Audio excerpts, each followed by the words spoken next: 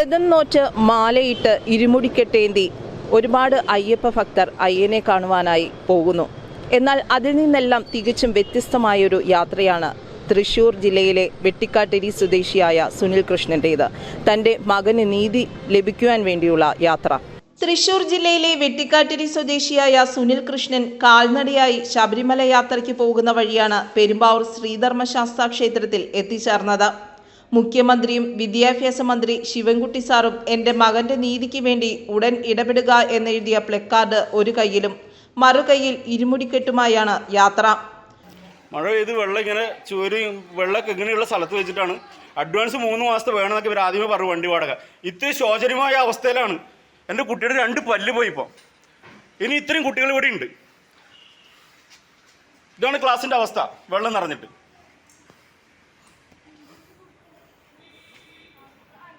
മഴ പെയ്ത് ചോർന്നൊലിച്ച ക്ലാസ് മുറിയിലെ വെള്ളത്തിൽ വഴുതി വീണ് ഗുരുതരമായി പരിക്കുപറ്റി ചികിത്സയിൽ കഴിയുന്ന 4ാം ക്ലാസ് വിദ്യാർത്ഥിയായ മകൻ ഷാമിലിൻ്റെ നീതിക്ക് വേണ്ടിയാണ് ഈ യാത്രയെന്ന് സുനിൽ കൃഷ്ണൻ പറഞ്ഞു.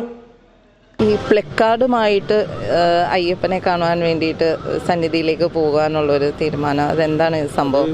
തീരുമാനം എന്ന് പറഞ്ഞു കഴിഞ്ഞാൽ ജൂൺ മാസം കഴിഞ്ഞ 2025 ജൂൺ മാസം 11-ാം തീയതി അവൻ പഠിക്കുന്ന വെട്ടിക്കാട്ടിരി SNLP സ്കൂളിൽ, തൃശ്ശൂർ ജില്ലയിലെ വെട്ടിക്കാട്ടിരി SNLP സ്കൂളിൽ മഴ പെയ്ത് ചോർന്നൊലിച്ച ക്ലാസ് റൂമിൽ അവൻ വഴുക്കി വീണു. ആ വെള്ളത്തിലിതായിട്ട് അങ്ങനെ അപകടത്തിൽ മോൻ്റെ 2 പല്ല് നഷ്ടപ്പെടുകയും 4 പല്ലുകളോളം പകുതി പൊട്ടിപ്പോവുകയും ബാക്കിയുള്ള പല്ലുകളൊക്കെ നിരത്തിയിട്ട് നിൽക്കുന്ന ഒരു അവസ്ഥയായിരുന്നു.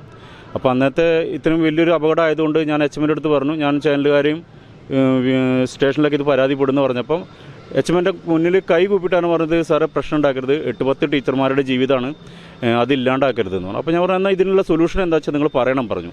മോന് വേണ്ടുന്ന എല്ലാ ട്രീറ്റ്മെൻറ്റും ഞങ്ങൾ ചെയ്തോളാം. കൈ കൂപ്പിയിട്ടാണ് ആ ടീച്ചർ പറഞ്ഞിട്ടുണ്ടായിരുന്നത്, HM പറഞ്ഞിട്ടുണ്ടായിരുന്നത്. അപ്പോൾ ഞാൻ പിന്നെ ഇത് നിയമപരമായിട്ട് മുന്നോട്ട് പോകാനോ ഒന്നിനും നോക്കിയില്ല. ഈ പറഞ്ഞ വിശ്വാസം ഞാൻ അങ്ങനെ തന്നെ എടുത്തു. ഒരുപാട് മാനസികമായിട്ടും ശാരീരികമായിട്ടും ഞാനും എൻ്റെ മോനും തളർന്നിരിക്കുകയാണ്. സത്യത്തിൽ പറഞ്ഞാൽ എനിക്ക് നീതി എവിടെ നിന്നും കിട്ടിയില്ല. ഞങ്ങൾ നീതിക്ക് വേണ്ടി ഞങ്ങൾ ഒരുപാട് അലഞ്ഞു. പക്ഷേ നീതി എവിടെ നിന്നും കിട്ടാത്തത് കൊണ്ടാണ് എനിക്കിനി അവസാനം എൻ്റെ ഭഗവാനോട് നേരിട്ട് പോയി എൻ്റെ മകന് വേണ്ടി നീതി ലഭിക്കാൻ വേണ്ടി കിട്ടണം എന്നുള്ള പ്രാർത്ഥനയ്ക്ക് വേണ്ടിയാണ് ഞാനിപ്പോൾ പോയിക്കൊണ്ടിരിക്കുന്നത്. ഇപ്പോഴത്തെ മോൻ്റെ അവസ്ഥ എന്ന് പറഞ്ഞു കഴിഞ്ഞാൽ ആദ്യത്തെ ഒരു 10-50 ദിവസത്തോളം മോന് ശരിക്കല്ല ഭക്ഷണം കഴിക്കാനേ പറ്റിയിരുന്നില്ല. നേന്ത്രപ്പഴമൊക്കെ പുഴുങ്ങിയിട്ട് ഞങ്ങൾ ചെറിയ പീസാക്കിയിട്ട് ഇങ്ങനെ അണ്ണാക്കിൽ ഇങ്ങനെ വെച്ച് കൊടുക്കുന്ന ഒരു സിറ്റുവേഷനായിരുന്നു. പിന്നീട് വാട്ടർ ബോട്ടിൽ ഇങ്ങനെ പ്രസ് ചെയ്ത് കൊടുത്താൽ കുട്ടി അത് കുടിക്കും. ആ സിറ്റുവേഷനാണ്. ഇപ്പം ഭക്ഷണം കഴിക്കും, പക്ഷേ ഫ്രണ്ട് ഭാഗം കൊണ്ടൊന്നും ഇത് ചെയ്യാൻ പറ്റില്ല. അതും ഡോക്ടർമാർ പറഞ്ഞേക്കണമെന്ന് വെച്ച് കഴിഞ്ഞാൽ ഒന്നും അവിടെ വെച്ച് കടിക്കരുത്. കാരണം വെച്ചാൽ അത് റൂട്ട് കനാൽ ഇപ്പോൾ കഴിഞ്ഞിട്ടുണ്ട്. റൂട്ട് കനാൽ ഇതിൻ്റെ വേറൊരു വിഷയം എന്ന് പറഞ്ഞാൽ കുട്ടിയെ 2ാമത് ചികിത്സിച്ച ഡോക്ടർ പറഞ്ഞത് കുട്ടി നല്ല വീഴ്ചയാണ് വീണിട്ടുള്ളത്. അപ്പോൾ ഒരു 30 വയസ്സാകുമ്പോഴത്തേക്ക് ഈ ഇടി കിട്ടിയുള്ള പല്ലുകൾ ഭൂരിഭാഗം പൊട്ടിയും പൊടിഞ്ഞും കൊഴിഞ്ഞു പോകുമെന്ന് പറഞ്ഞിട്ടുണ്ട്. ആ ഒരു പ്രശ്നമാണ് എനിക്ക് കൂടുതൽ വിഷമത്തിലായത്. കാരണം മോന് 30 വയസ്സാകുന്നവരെ ഞാൻ ജീവിച്ചിരിക്കുന്നുണ്ടോ എന്നുള്ളത് എനിക്ക് പറയാൻ പറ്റില്ല. ഇപ്പോൾ മോൻ 9 വയസ്സാണ്, 4ാം ക്ലാസ്സിലാണ് പഠിക്കുന്നത്. വിഗ്രഹങ്ങൾക്ക് ചാർത്തുവാനുള്ള വസ്ത്രങ്ങൾ സ്റ്റിച്ച് ചെയ്ത് നൽകുന്ന ജോലിയാണ് സുനിലിൻ്റേത്. മകൻ്റെ ചികിത്സാ ചിലവ് കൂടി ഈ കുടുംബത്തിന് താങ്ങുവാൻ കഴിയില്ല. സ്കൂൾ മാനേജ്മെന്റിന്റെ അനാസ്ഥ ചൂണ്ടിക്കാണിച്ചതുമൂലം നിരവധി ആരോപണങ്ങൾക്കും വിധേയനാകേണ്ടി വന്നുവെന്നും സുനിൽ പറഞ്ഞു. ട്രീറ്റ്മെൻറ്റിൻ്റെ ഒരു 34ാമത്തെ ദിവസം എനിക്കെതിരെ പരാതി കൊടുക്കുന്നൊരവസ്ഥയുണ്ടായി സ്റ്റേഷനിൽ പോയിട്ട്. കാരണം എന്ന് പറഞ്ഞാൽ 35ാമത്തെ ദിവസം മോന് ഒരു 6 പല്ലിൻ്റെ റൂട്ട് കനാൽ ചെയ്യേണ്ടത്, അതിൽ 4 പല്ല് അർജൻറ്റായി ചെയ്യേണ്ടതായിരുന്നു. അതുമായി ബന്ധപ്പെട്ട് സംസാരിക്കാൻ വേണ്ടി പോയപ്പോഴാണ് പ്രശ്നങ്ങൾ കൂടുതൽ വഷളായത്. അതിനു മുന്നേ ഈ ട്രീറ്റ്മെൻറ്റിന് വരുന്ന ഒരു എമൗണ്ടിനെ കുറിച്ചുള്ള ഇത് ഡോക്ടറെ അടുത്ത് സംസാരിക്കും. ആ ബില്ല് കുറച്ച് 1,71,500 രൂപയോളം വരുമെന്ന് കണ്ടപ്പം അതിന് ശേഷം മുതലാണ് ഇവർ ട്രീറ്റ്മെൻറ്റിൽ നിന്ന് അകന്നു തുടങ്ങിയത്. പിന്നീട് ഇവർ ട്രീറ്റ്മെൻറ്റ് പൂർണ്ണമായി നിഷേധിച്ചു.